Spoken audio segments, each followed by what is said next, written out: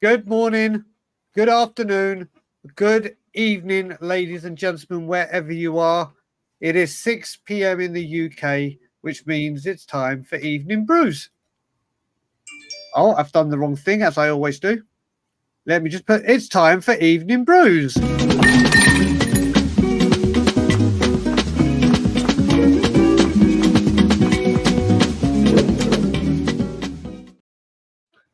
It's always good to start with the bloopers, isn't it, rather than end with them. So, good show today, great show, great people. I've decided that today we need to have a threesome. I had two great guests that wanted to come on, and I thought, you know what, these two can put off a show together. So, I have returning, obviously, Mr. Ian Lubin. How are you, sir? All good tonight, Brian. Thank you. Oh, good. I must admit, mate, I'm happy to have booked you. I spoke to your agent because you're everywhere now, and I managed to squeeze you in. So I'm delighted to have found time.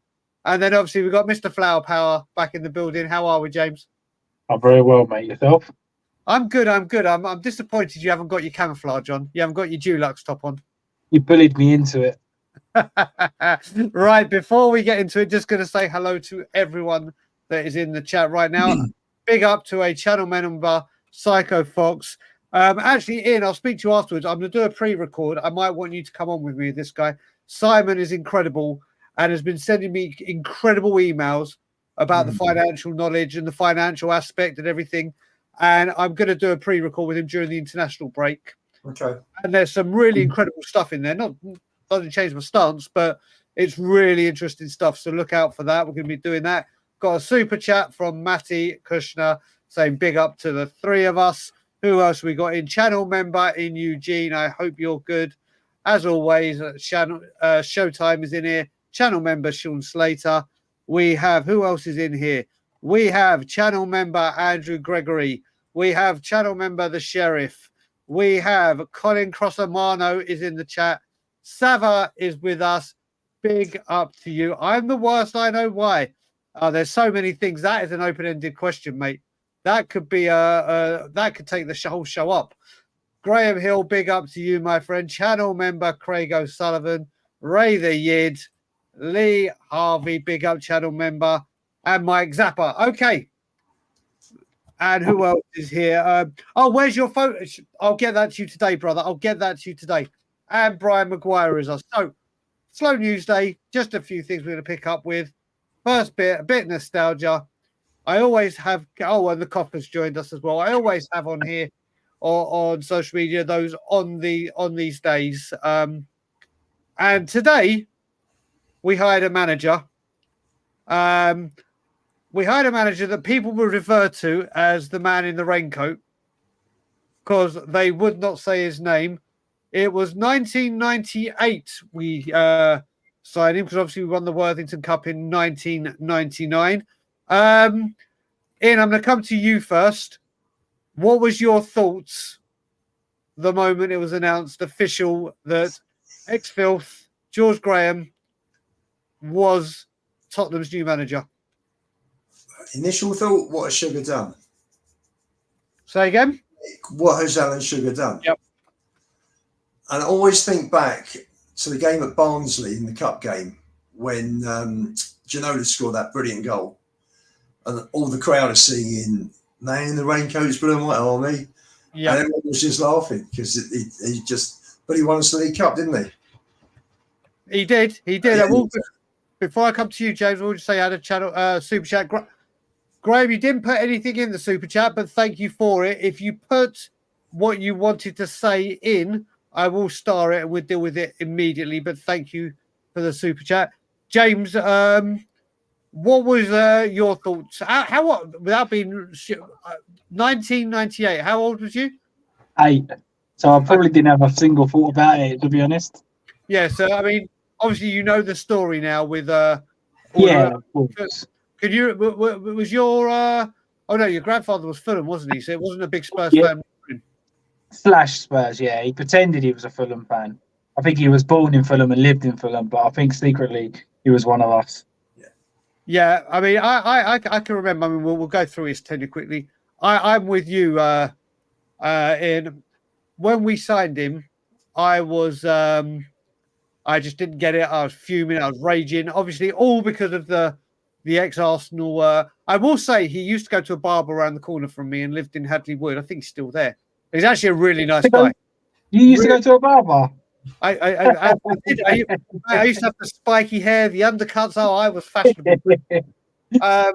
But yeah, when we hired him, I was like, oh, here we go. And I've got friends that have been to it. He has a swimming pool, and the swimming pool floor is the Arsenal cannon. I was fuming. But I also remember in more to the point when wasn't so much the Ginola great goal. Do you remember when Ginola went on the run and he hit the post and he thought it had gone in? And he started celebrating like mad. I think it was the same game. Leeds in the FA Cup.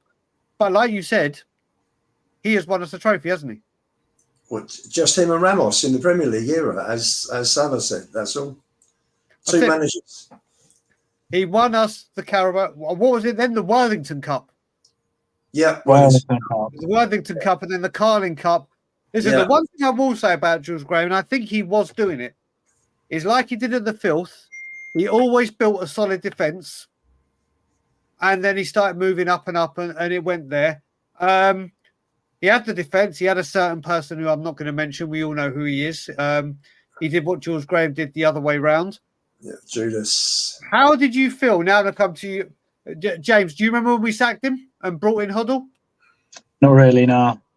Sorry, mate. I'm sorry to tell you on this conversation. Wonderful. So, Colin, what was your feelings? Because obviously that happening culminated with a certain ownership coming in and doing certain things. What was your thoughts when Graham was sacked? There was a director, wasn't there, who was in front of the cameras. What was his name?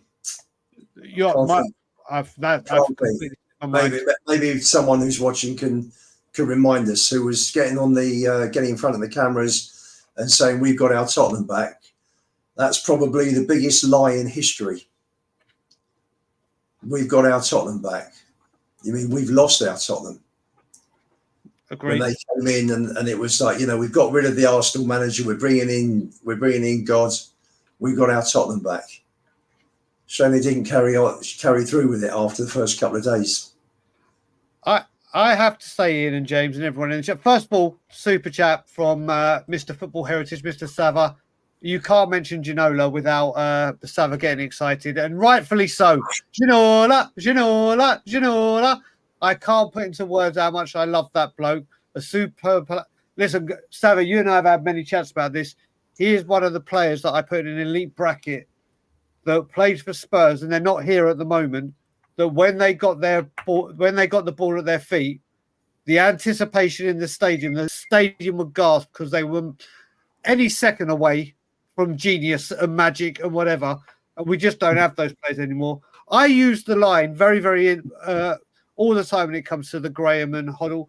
Basically, Enoch came in, and their first move, rather than going buying a big player or doing whatever, and back then it wasn't the Man City days and the transfer window weren't a thing. But the first thing he did was, in his eyes, sack the devil and hired God. That's exactly what he did. He thought, right, that'll win me the fans over. The fact he did it the fact that he did that was a show of intent without us even realising it.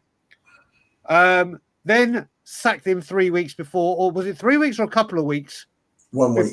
1 week, sorry. 1 week before a North London derby against Arsenal. And just like it was Jose Mourinho versus Pep, if there's one man you want to have taking you to a semi-final against them lot at that time, would have been him. Jules Graham, yeah.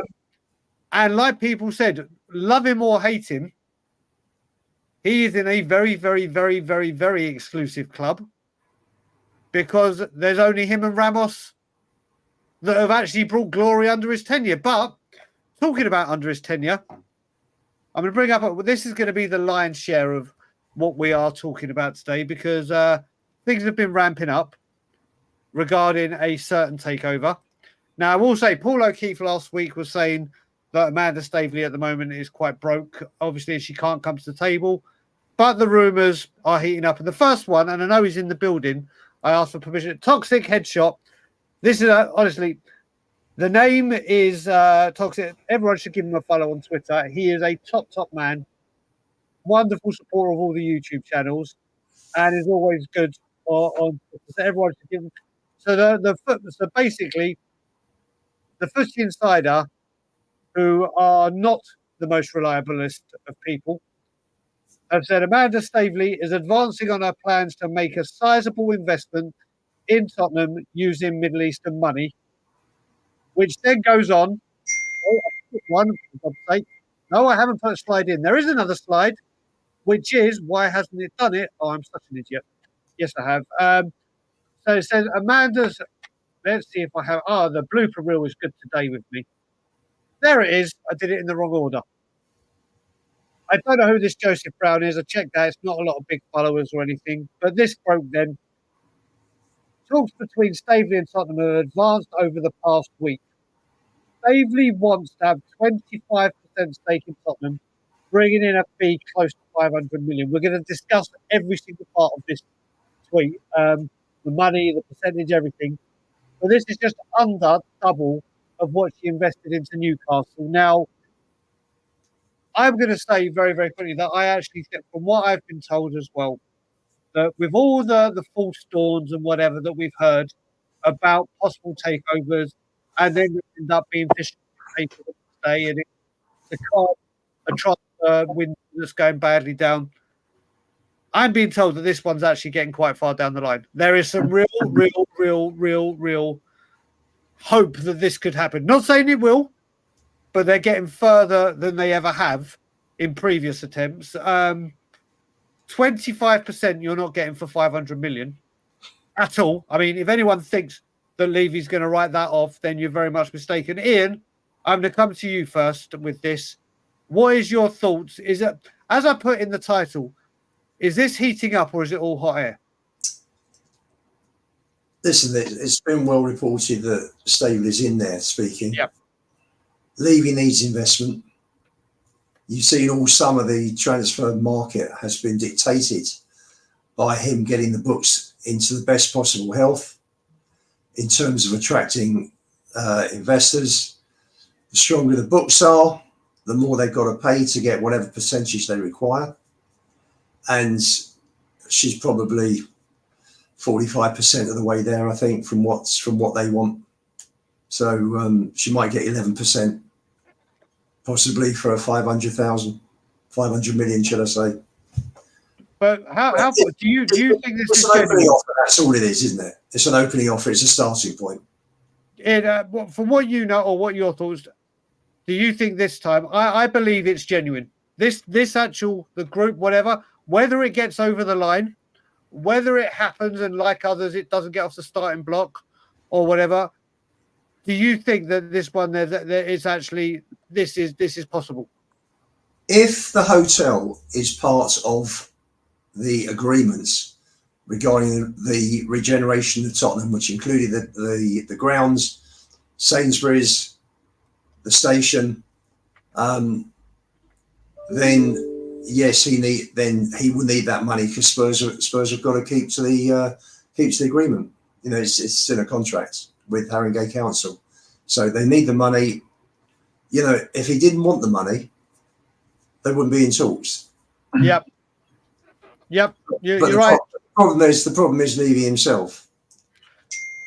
No, I've never heard that one before. I've never heard that had been a problem before. I mean, James, what's your thoughts on this all takeover and how far do you reckon it's genuine? What's your Well, I do believe that it is genuine. Like, there's definitely no smoke without fire, and this fire and smoke haven't gone away for a long time. This has been hovering around for a while. My only concern is she ain't got no money. Like, she actually has no money.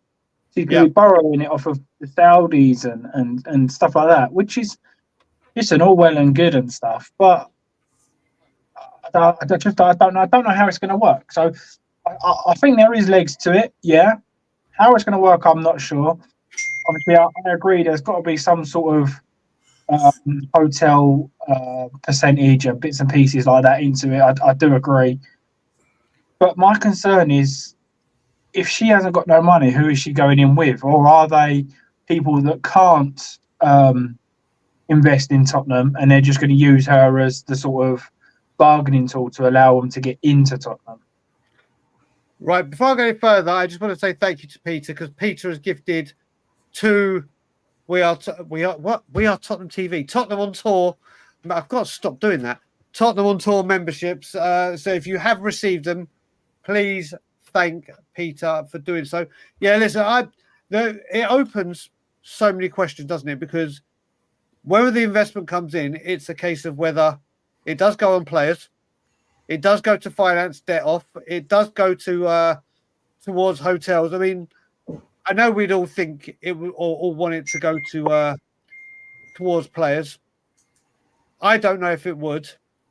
Ian, you're saying you reckon that at that amount you are looking at 10%, aren't you? Or just around that kind of 11-12%.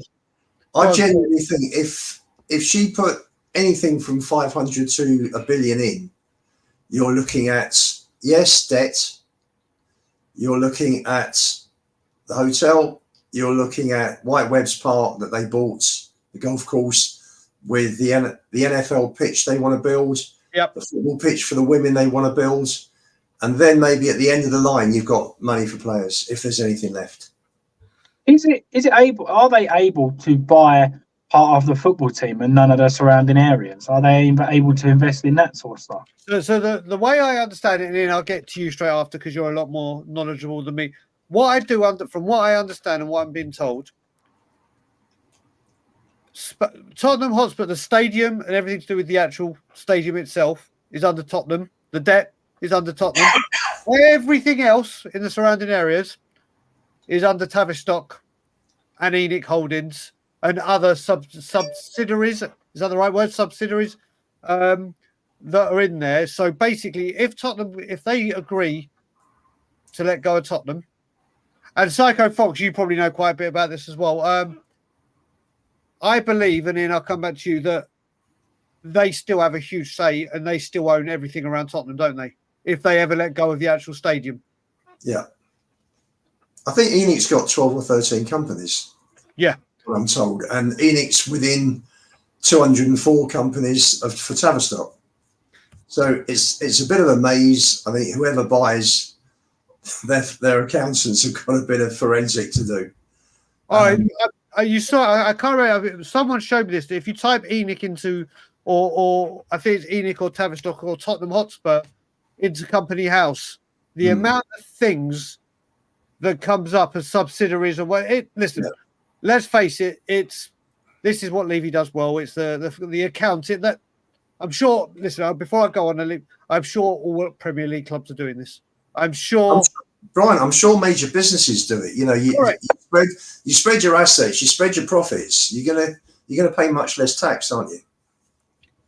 Yeah, exactly. It's all the way they do it. But like I said, the way it is, James, is they could easily sell, not easily, just to take, but with Tottenham Hotspur, the stadium, I don't know if the training ground would be included in a full takeover of Tottenham. I would imagine it would. But every single other thing, hotel, let's just say Enoch sold today. They're out. They're gone. Spurs have been bought out 100%. The debt is in Tottenham's name. Yeah. All the property and upcoming projects and everything like that, the hotel is not in Tottenham's name. So they can still build and do everything and collect all the money there. They just won't have anything to do with Tottenham. But the debt is in Tottenham's name, not Enoch's. Don't know about the hotel. Yeah. It may all be linked. It may all be part of one massive contract. Maybe across different companies, but it depends how watertight the contract is with Haringey Council. We might do a special on the hotel. That's a good idea, actually. We'll bring out a Tottenham on Tour hotel channel and just talk football on it. That's not a bad idea, Craig. You can help me lead it. So yeah, I with this takeover, listen, I'm going to address the elephant in the room because I see a lot of people talking about this, and I'm not going to talk about it for long. But obviously, there is a lot of people that speak about, and we're going to tread very, very carefully, and I mean carefully with this, about Middle Eastern money and the heritage of this football club. And we are talking football. I am not tolerating anything else other than talking football. It's always posed the question, hasn't it, Im? Yeah, and you and I can talk about this quite openly. I'm just seeing Timmy's comments up there about Levy's son and Lewis's daughter. Lewis's daughter's a Liverpool fan, and I don't think the Lewis kids are interested in it, from what I'm being told. So Vivian. Oh, you talking about Levy or Lewis's? Lewis's. Levy's. Okay, well, Levy's. Why would they want to be involved? You know, they're all in either Florida or the Bahamas. Yep. I don't get it. You know, sell the club, take the money, away you go. This is the thing. I mean, because you're looking at. I mean, I know Levy's son is engaged to a Gooner, and she's actually engaged to Alan Smith's daughter, as in the ex-Arsenal player. He's a big Spurs fan, evidently. Of course he is. You can't remember the first game he went to. Of course he is. I mean, Middle East. Listen, it's the way of football now. It's the way of football. I've got to be very, very careful with what I say here, for obvious reasons. I don't know what happens with this. I don't know if current things kill it off. I don't know. Go on, James.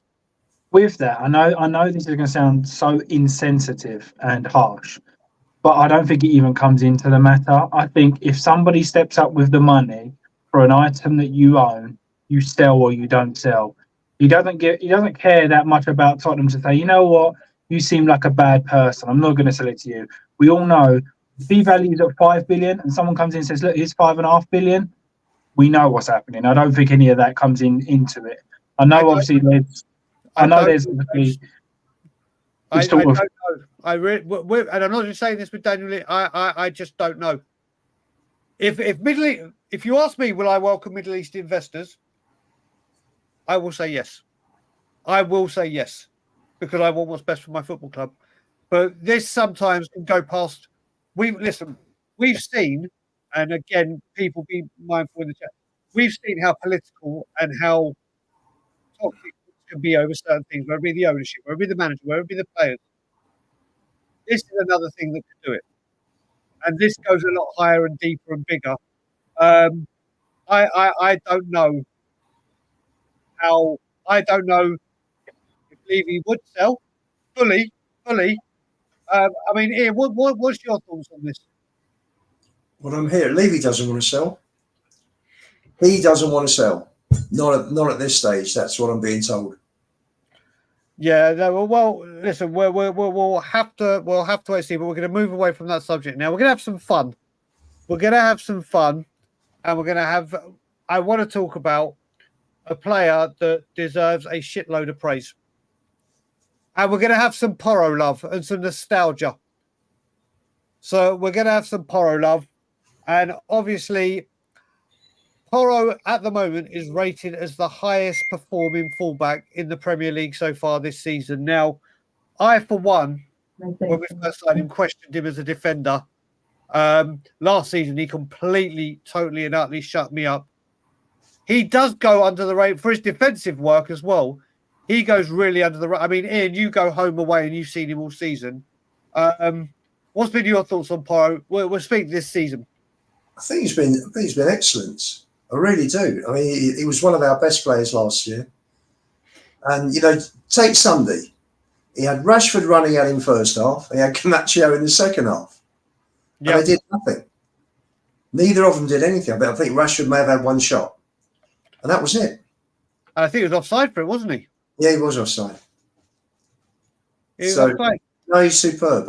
Porro's a great buy. And, you know, if Spurs can keep Spence as understudy, you know, because we hopefully will have quite a few games this season. You've got two very good right backs, providing Ange realises that Sheriff's Sheriff, the thing on the thing, screen on the screen. As long as you realise Porro's a right back and a left back cover, we've got two very strong right backs. But coming back to Porro, no, superb. One of our best players this season, very consistent. I mean, passing wise, superb. He's got a hell of a shot on him. Yep. Is he better up? Maybe he'd be better further up. I don't know. This is the thing, Ian, I was about to say, with the emergence of Spence, would you like to see Ange Postecoglou experiment? That's not the right word. It would be an experiment, if need be, of trying that. Because obviously Spence has come on for a doji. Would you like, if need, like, let's say Brighton, we're 1-1, we need to go for the win. Spence is sitting on the bench. He's thinking about attacking wise. Would you like, and people in the chat, there's over 100 of you in here, would you be up for him throwing the dice and say, right, Spence, go right back, Porro, up you go? Possibly. Why not? If you watch, in terms of systems, Spurs should be able to switch from one system to another during the game. Don't know if anybody watched the Real Madrid Bayern Munich semi-final in the Champions League last year, when Ancelotti and Tuchel were bringing players on and off and switching systems with substitutions. And it was brilliant. It was just like watching a chess game. It was a real tactical battle. And Ange needs to have that in his locker. So that if our system is not working and we need the win, he thinks to himself, right, how am I gonna break this down? The guy's got my measure at the moment. How am I gonna change this? I have to say, whilst James away, I think Pedro Porro, Kulusevski's getting all the plaudits right now, rightfully so. Yeah. Brennan Johnson, my man Brennan. Right, you're back. Sorry, let me just finish that. Brennan Johnson's been getting plaudits, and the players have been getting the plaudits. I think Porro's been very, very underrated this season. Those stats show it. Forget just the stats. I think for the first few games he was our best player. It concerned me that he kept picking up knocks and carrying, or it looked like he was picking up knocks and carrying on. What's been your overall thoughts this season, James, on one Pedro Porro? I think he's been one of our best players for the last 2 seasons, not just this season. Yeah, and the attitude and the passion of the guy is exactly what I want to see, to be honest. I do disagree with putting him up to right wing, though, to be honest. That for me just doesn't work. It's the same what everyone said with Trent. Let's play him centre mid, let's play him further forward. The moment you do that, you take away the space that they have, and the space is where they do most damage, the time on the ball. Yeah. Like for me, what they did with Trent by pushing him in the middle, you took all this space and time away from him, and he become accident prone. He come kind of headless chicken. So I think just leave him where he is. Yeah, but Colin, listen, I know we're saying that, but I'm literally thinking of certain games. If it was Europe, I did say Brighton. But also, you know what? With Brennan, you could put him on the left. This is like last roll of the dice. If subs had to be made, I am not saying start it because I might. Joe, what? I might fit in after this Porro discussion because we've only been going 28 minutes. I might throw in some Brennan Johnson love in here because I think that man deserves it, and I don't think he's been getting it. So we can have some Brennan Johnson. I've got to say with Pedro Porro, Joe, let's do the nostalgia bit now. Ian, you're going to have a few. What I want to do is I definitely want to get a bit of nostalgia in here. First of all, got a members chat from Jordan. 9 months. It must be 9 months today, bud. I'm happy with Porro going under the radar. You don't want all the best weapons targeted by the opposition. His passing and crossing is up with the best, and you have actually segued that perfectly for me because I put a tweet out yesterday. I mentioned it a couple or after the game, and there's a lot of people now talking about it, not because of me, but it's now people are taking away the very key moments. That pass from Pedro Porro to Solanke, half pass, where if Solanke had scored it, we'd all be waxing lyrical about. I think that is one of the best passes I've ever seen in my life. Ever. In any, not just Spurs, any game of football. That half volley pass, yes, man, you were open, but the weight of it, the outstep of the foot, it was magnificent. Ian, I want you to let me know what you thought of that pass and then name a few others that you've seen. I'll mention a few afterwards. And people in the chat, let me know what you thought of that pass from Porro, plus some of the better passes or best passes you've seen, whether it be on TV or live. But go on, Im. What do you think of the pass? From where we were sat, sort of back up in the corner, it was like you couldn't quite catch. It all happened so quickly. The ball was terrific to put Solanke through. And I just think, if you're talking about Porro, last game of the season at Leeds, passing through to Kane for I think one or two of the goals the season before last match when we won 4-0, was it 4-1 and sent them down. Two passes for me that I always remember. My favourite Spurs player of all time is Glenn Hoddle. I knew you were going to say. And there was a through ball to Garth Crooks at Highbury for the semi-final when Crooks made it 2-0, and the little lob over the top for Crooks to get the equaliser. Was it the equaliser? I think it was. Yep. Against Man City at Wembley in the final in the replay. And for me, those are my favourite two passes from any Spurs player. But Okay. Porro's got a fantastic range of passing. Mate, also, I will add before I come to you, James, you've also got to add, Ian, did you go to the Burnley 5-2 last season? No. I was there with Johnny and Ben from Wheel Talk. That pass from Porro to Son, his hat-trick goal, was right up there as well. This man's passing, and I've said we'll have a bit more nostalgia about players that get the club. James, what did you think of that pass? Yeah, unbelievable. You've seen, yeah, I thought it was unbelievable. But the thing is, it's not a shock because I've seen it before. Like, I know that sounds probably stupid, but the guy's got technique coming out of his ear. Like, it's unbelievable. And I know a lot of people ain't going to want to hear this, but the only pass similar to that was better than that was Oliver Skipp's last season. Do you remember where it come over on the volley and hit it on the volley straight through to Son? Mate, he was right back. They chipped it across to him, and the first thing he did was hit it on the volley, like outside of the boot on the volley, straight into Son, and Son scored. I don't know what game that was, but yeah, I remember I was on your show after, and we said about it. Like, no matter what you say about Skip, it was one of the best passes of the season. I now remember about it. And another one was Tom Huddlestone to Gareth Bale. That guy had it every week. Are you talking about Manchester City 3-1? That very simple pass. But listen, I put Tom Huddlestone as the next best passer I've seen at the club since Glenn Hoddle. That's how good I think Tom Huddlestone was at passing. But I'm going to bring another pass into this. Ian, I'm sure you were at that game. James, you may have been at that game. I was right by Christian Eriksen when he passed that ball to Dele Alli at Wembley for the 4-2. What a ball. We were right behind that goal. I was in line with Eriksen when he lofted that ball, when he curled it between two defenders, and Brennan Johnson. I've just seen Mark's chat. That's why the Brennan Defence League. But yeah, that ball to it. And also there's another pass I loved, just like, and I'm going to mention an ex-Filth and Chelsea player.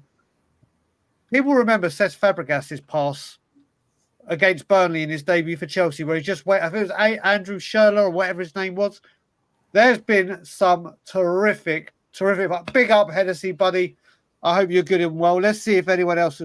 Bro, do you know what? Kevin De Bruyne. Yeah, he's given some good. I remember one against Stoke. Trent Alexander Arnold. Let's give him his full name. I am bloopering all over the shop today. He's got a range of passes in him, but do you know, apart from Glenn Hoddle, obviously, and let's expand it past Tottenham. Who are some of the best passers you've seen in world football? If you had to say, let's say your top 5 in any order. James,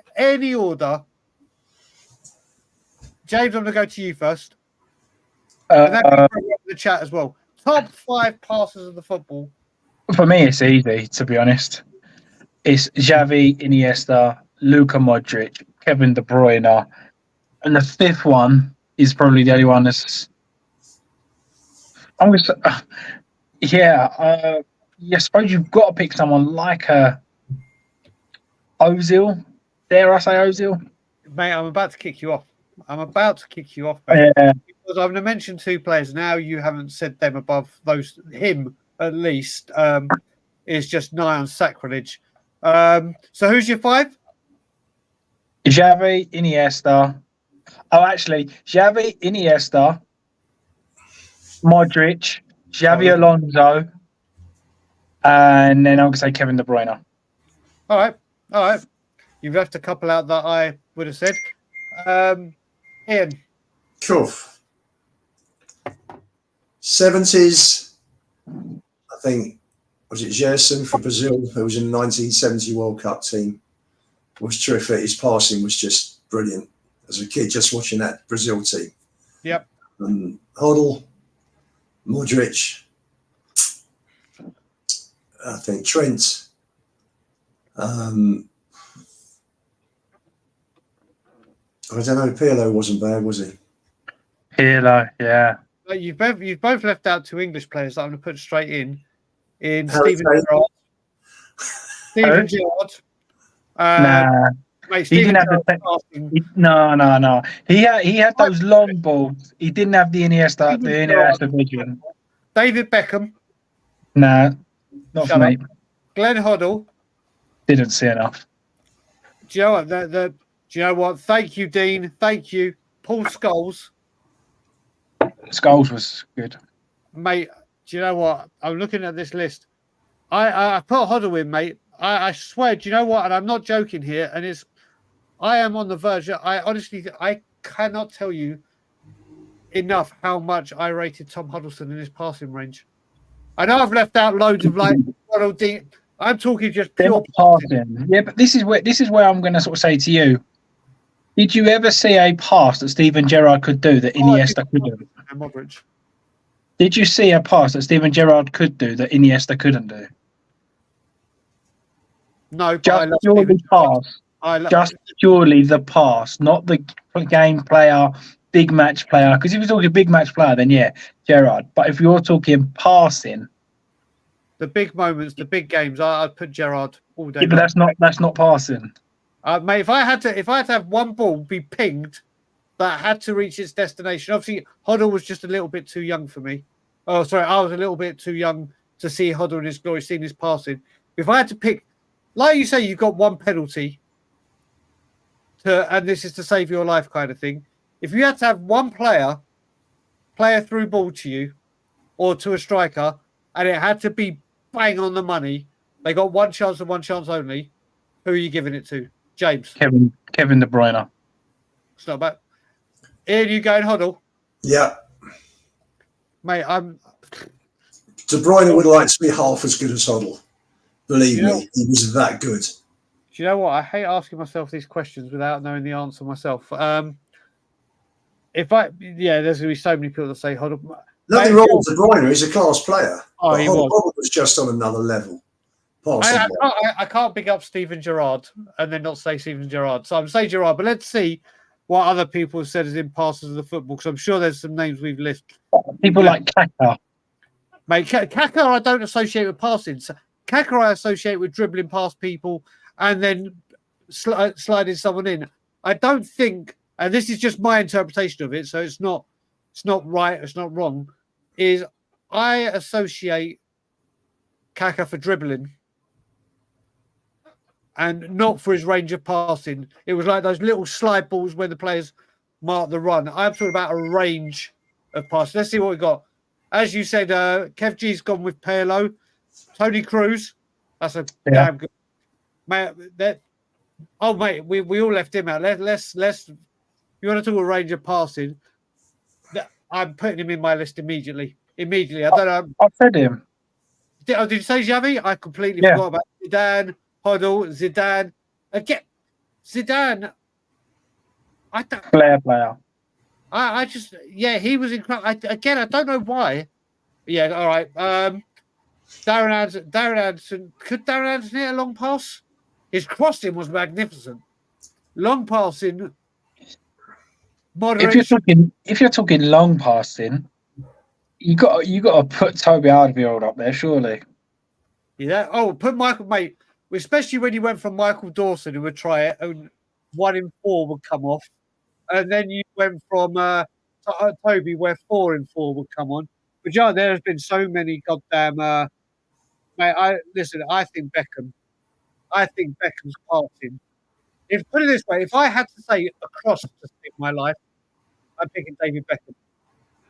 Would you not pick Beckham if you had to have a cross hit? Who would you go for a cross? I'm only having Beckham. I'm only.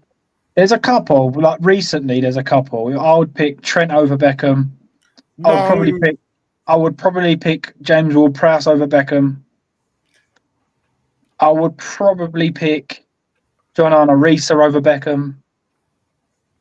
John Arne-Riise was a powerhouse. That was a shot. Phil Pease added one in Chrissy Waddle. That man had a pass in him. But do you know what? I am going to stop it right now because I do, as I have said on this channel, I want to have some Brennan Johnson. I'm going to have my say after. Ian, where are you with Brennan Johnson, and where have you been throughout his career? Young player, came to a big club. Yep. Been played out of position most of the time he's been at the club. He's more of an inside forward, centre forward than a winger, that's for sure. Yep. Stats are pretty good, generally, from the time he joined. All round play, not so great. Gets lost in games, gets knocked off the ball too easily. Although, what was really pleasing, and I think his second goal for Kulu summed up what Johnson does best and what we should be doing more for him, is Solanke's header when he played Johnson down the line. Put the ball in front of Johnson, let him run onto it, and that's where he's strongest. And he went down the line, he put it across, albeit with a deflection, but it doesn't matter. He did his job, and Kulu did the rest. That's where Johnson's strong. If you remember, there were a couple of runs he did just before Christmas last year when he put the ball in low to the near post and Richarlison scored. And that's what he's best at. Completely. I mean, I'll come. I mean, I agree with Rodney Trotter. I think you are Beckhamist, James. We won't tolerate Beckhamists here. But James, when it comes to Brennan, where are you? I think I criticised him quite a lot. And well, actually, I stood up for him for a long time, saying, give him time. And then I had no option other to start criticising him because he wasn't good enough. And even now, he's scoring goals and stuff, and that's all I ask. But I still don't think he's been playing to his full potential, and I mean that in a positive way. Because for me, he's still probably 50-60% of what he could give on the football pitch.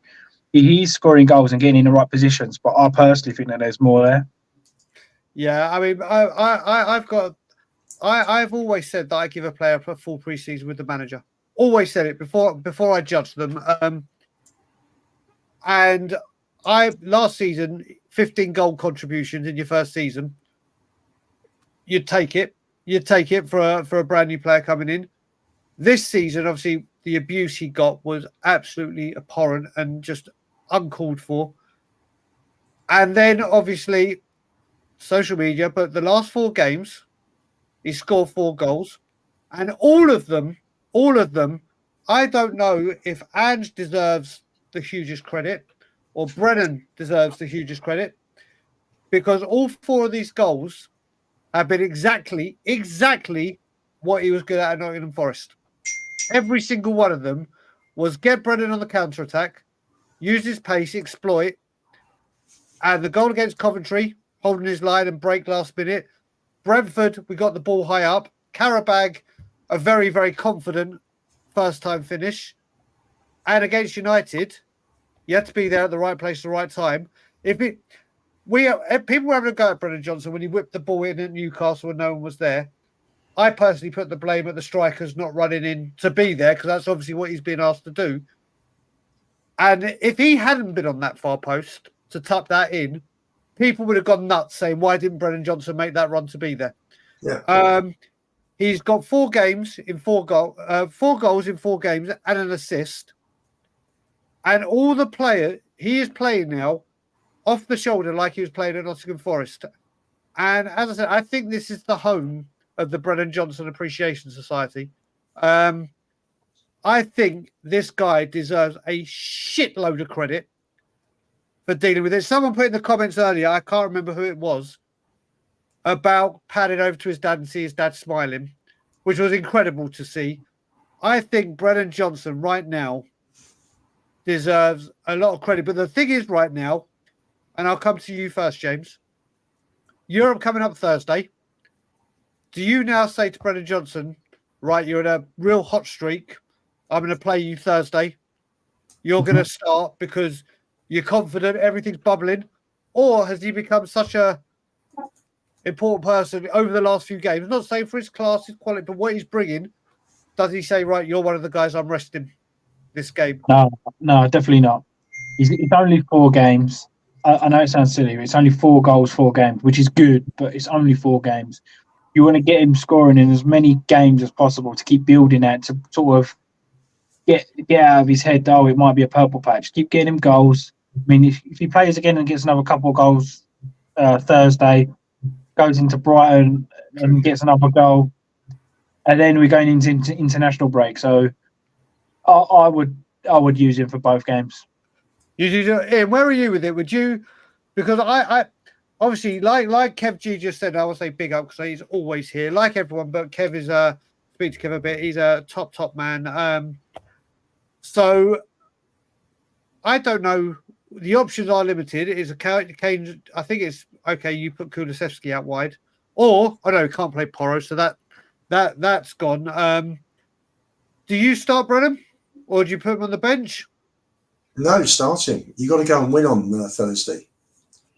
For me personally, I don't see us at the moment. Maybe things will change. Maybe we'll get into a run. You know, we've got a lot of players who are playing very well at the moment. But I see the Europa League as our best route into the Champions 100%. League for next season. You know, you haven't got Liverpool, Chelsea, Arsenal, City. You haven't got any of them in it, and they're all better than what's in. And I include Chelsea in that. They're scoring for fun at the moment. And Poch did a great job from last year, and Maresca seems to have picked it up and carried it on. So, for me, Spurs' best chance for a trophy is the Europa. Get them in. As you say, we've got Thursday and Sunday. Then there's an international break. Not interested about the internationals. Just want our team to win both games. Yeah, you know what? I don't even know who we're playing in the international break. I'm going to agree with you both. But I don't know now. Like, where was it? Someone said, yes, here it is, Paul. With Son, Richie, and Odegaard out, I don't think we've got. Even if he wanted to, I don't think we have the option. Well, we're playing the worst case scenario in Timo Werner, so there is no other option. Okay, so well, you've got 5 strikers, haven't you? You've got Johnson, Solanke, Werner, and then in reserve you've got the 2 kids, Moore and Lancashire. Do you think? I think more. I hope more starts. I hope more gets minutes. Lancashire, I think, will come off the bench. But I don't think he should start. I know this is going to sound contradicting. Sorry, mate. No, go on, I don't think Moore should start. I think that. I'm not saying start, James. I'm saying no, Brian. Win the game. Bring them on. Yeah, exactly. I would aim to be 2-3-0 up at half time, and then bring 2 or 3 of them. Bring Lancashire and Moore on. Yeah. So they've got a bit of familiarity, and then go from there rather than start them. Because if they start them, people and they don't perform, they'll go, didn't have a good game, like struggled at the top level. Whereas if they bring them on and we've already won, there's not as much pressure. All right. So before we go into the questions that we've got a fair few. People in the chat just want to know by the end of Fenerbahce and Brighton, Brennan is currently 4-on-4. Just say by the end of this game, will he be 5-5? Do we reckon he's scoring in both games? Do you reckon by the end of the Brighton game, he's going to be 6 for 6? I'm going to say I'm going to say yes as well. What about you, Ian? Maybe. That doesn't count. Maybe he'll get 2 on Thursday. I none think on Sunday. Listen, the team played brilliantly on Sunday. Yeah, I don't agree with all this rubbish. United were that bad. Correct. We were magnificent. They were poor, but we were superb. We didn't let them play. From the first minute, we closed them down. We pressed them. You know, it was a battering, really. I mean, if it had been 6 or 7, that wouldn't have been an outrageous scoreline. Correct. I will say, which is really good to see, because obviously he's coming for a lot of hate everywhere. Channels have been speaking and obviously haven't got the faith or don't believe him to be able to perform, which is their opinion, which is they're entitled to their opinions. But it's so nice when I look in this chat right now And we've got Nige, 6 in 6. Kev, 6 in 6. Jeff, yes, for 6 in 6. The Sheriff, yes. We've got Christopher, yes. We've got Sean going 7 in 6. Got Eugene, 5 in 6. Got 90 minutes of pure dominance coming from Colin. And then what have we got here? As long as our energy levels are high, we'll be okay. So you're right, sir. It's good to see the Brennan love is starting to rub off. And I do believe if I heard right, Ian, and you were there, did I hear one Brennan Johnson being sung on Trafford? Yeah. Thank God. Thank God. Literally straight after he scored.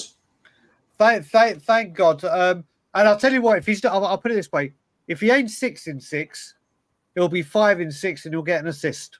So it'll be in 6 games, 5 goals, 2 assists. I think we all would take that. But right, let's start going through the questions. Psycho Fox, where does everyone sit in terms of being comfortable with anyone but Enoch, particularly state bait ownership? Ian, where do you sit with it? Very simple. Been following Spurs since '65. Just would like to see them win the league before I get put 6 foot under. And if it means Saudis coming in and buying the club, so be it. There you go, James. If it benefits the first team, then I'm all for it. I'm in agreement. I try to take football and everything that's going on in the world at any point, at any time, let alone right now. Aside, football is football. And like Ian, I'm 45 years old now. I was too young to see the FA Cups of 81 and 82, the UEFA in 84. So in my lifetime, we have won 3 trophies that I've actually seen. 91, 99, 08. And I want that to change, especially now that my nephews are so into football. I don't want them to get to my age and be in the same boat. So any question based around that, I'm going to, we've kind of touched that subject. Who else from Rico? Who's going to the AZ Alkmaar game? Ian, are you going? At home? Yeah. Yes, because, I go home and away. And Troy Parrott will be playing. Exactly. Well, maybe Rico's in the Tottenham Tour group. Maybe the Tottenham Tour lot can all meet up and have a drink before or after. I do love our group we've got. Then, of course, Mr. Phil P, who definitely will be there. Would a new investor want to stay in Football Matters? 100%. I bloody well hope so. 100%. And if a new investor buys Lewis's shares and becomes the main investor, then I suppose you'd probably look at it as a hostile takeover. I think Levy would look at it as that. And, if someone buys Lewis's 70% of Enoch, which is about 59-60% of the club, then they call the shots. So, James, you along the same line? Yeah, exactly the same. Yeah, I mean, I've said it as well. I don't care what investor comes in and what percentage. It's another voice in the room. It's another voice in the room, and the stranglehold, that tight chokehold that we have been held under starts to loosen. So 100%. MJ Marquez, Porro has an intensity that few players have. He's always willing to play and very important. He's a really nice guy, always happy. I have to say, well, a question, but I have to say, the other part of nostalgia I was going to do is players that get this football club and what it means to play for this football club and fully embraces it. Jan Vertonghen is one for me for obvious reasons, but this man, he completely gets it, don't he, James? 100%. 100%. The passion, the roaring up the crowd. I think maybe Romero don't get enough credit, but I think Romero has probably played a big part in giving him that sort of South American sort of edge to him, that bit of bite, that bit of fight. There you go. I mean, Ian, anyone else you can remember, like 80s, 70s, whatever, that really, really, like Porro, the intensity and the absolute... What about Van der Vaart? Terry Naylor. I won't forget, we went to Charlton in the second division in '77, and there was a major tussle right in front of us on the byline. And Naylor won the goal kick, and he just turned around and went like that to the Spurs fans.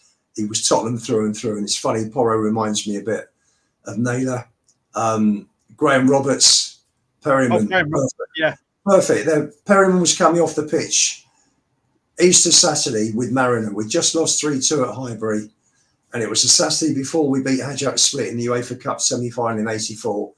And Mariner was giving it large, and Perryman turned around and said, "See you in Europe on Wednesday." Perryman knew it. He was, listen, he was Mr. Tottenham for a few years, wasn't he? Of course, the sheriff had to come in and say this, and I agree with that with Gary Mabs. Right, we've got a couple of questions left. Calvinio, okay, what's your team for Budapest? James, what would you go? I would go exactly the same as we started last game. Vicario, Porro, Romero, Van der Ven. Actually, and then I'd go Spence. You can't play Spence. Not in. Yeah, he's out. So remember, Dragusin is suspended. Romero is back. So if Doggy's not fit, it's going to be Ben Davis, isn't it? Ben Davis left back.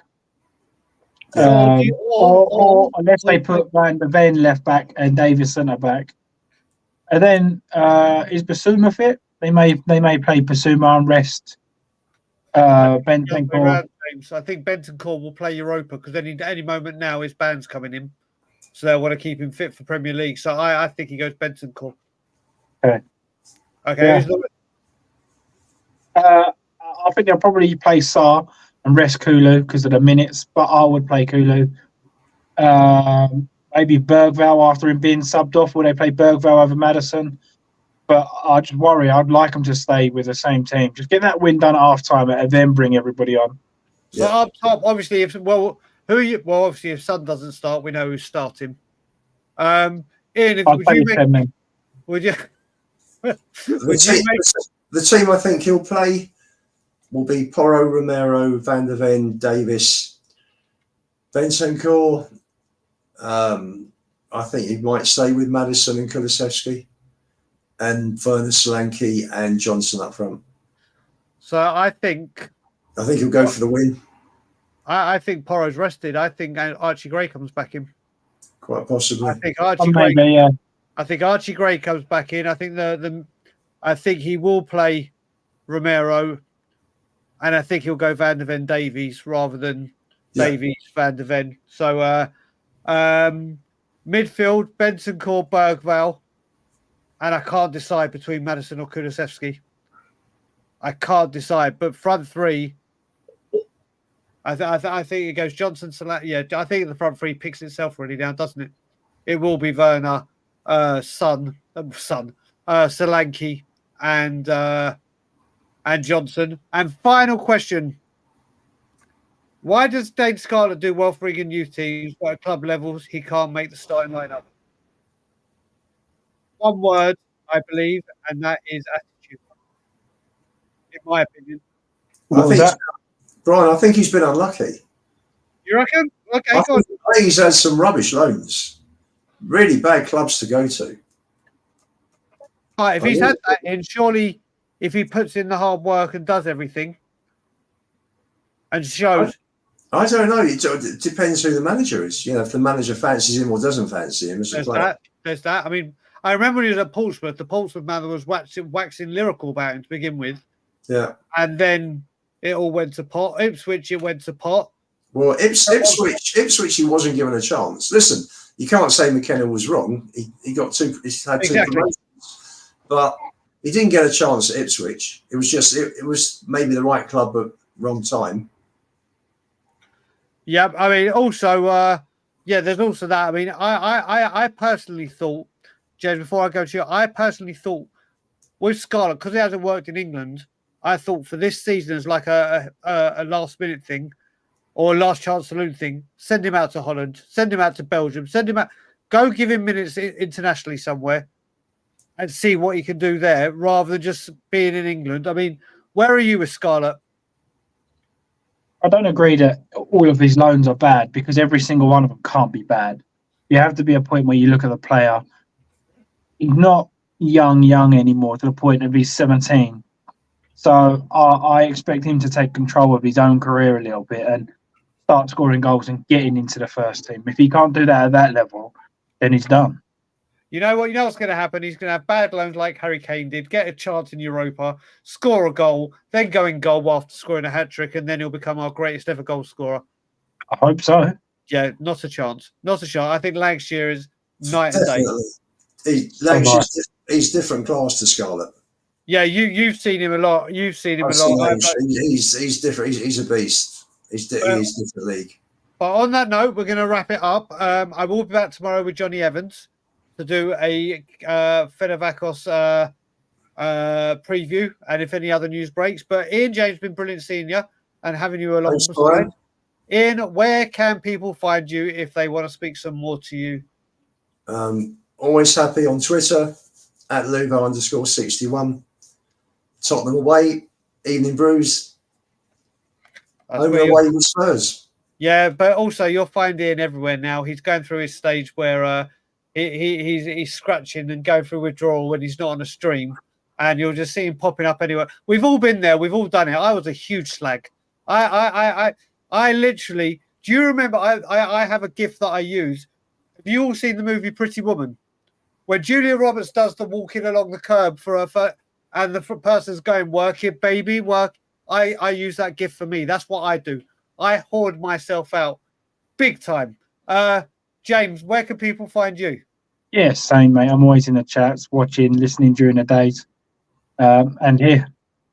Of course. Well, listen, guys, we will be back tomorrow, same time, same place. Like, comment, share, subscribe, and as always, Levy out.